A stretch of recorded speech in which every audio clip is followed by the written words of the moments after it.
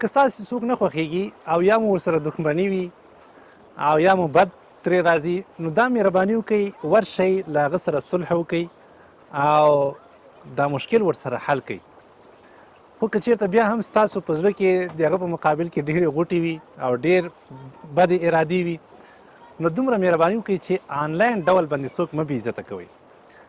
که چېرته د چا ویډیو راووتله وایرل شوه، که چېرته د چا داسې یوه خبره راووتله چې هغه د اسلام په چوکاټ کې برابره نه وه، حتی که هغه لوی عالم هم و، که یو عام مسلمان هم و، تاسو داسې مه کوئ چې هغه په ټوله دنیا کې بیا په شرمونو سره وشرموئ.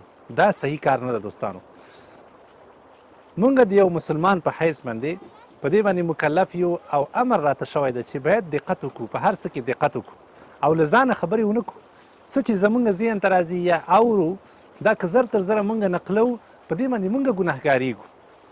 هېڅ وخت کې هم په دې باندې مونږ تاسو ته نه څوک نمبر یې راکوي، نه کریډیټ راکوي او نه په دې سره زمونږ او ستاسو عزت زیاتېږي.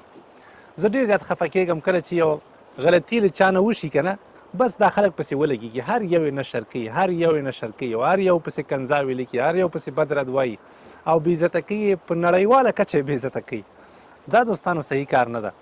موږ تاسو ته الله جل جلاله عزت را کړی ده او سم انسانان یې پیدا کړي وو، عزتمن انسانان یې پیدا کړي وو. ولقد کرمنا بني آدم. که کافر ولې نه یي که نه، خو ته بې عزتي نشي کولی.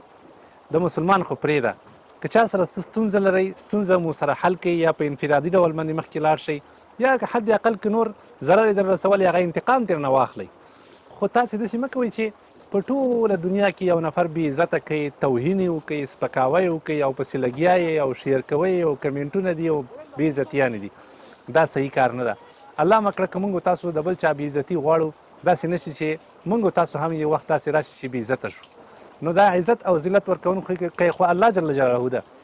خو موږ او تاسو د مسلمانانو په حیث باندې باید د هیڅ چا په بې عزتي، د هیڅ چا په توهین او په سپکاوي باندې خوشحاله نه شو، بلکې د هر چا عزت وغواړو. که چېرته یو انسان سره خپل عزت وي، باید د بل چا د عزت غم هم وخوري. په دې هیله چې انشاءالله تاسو به پوه شوي.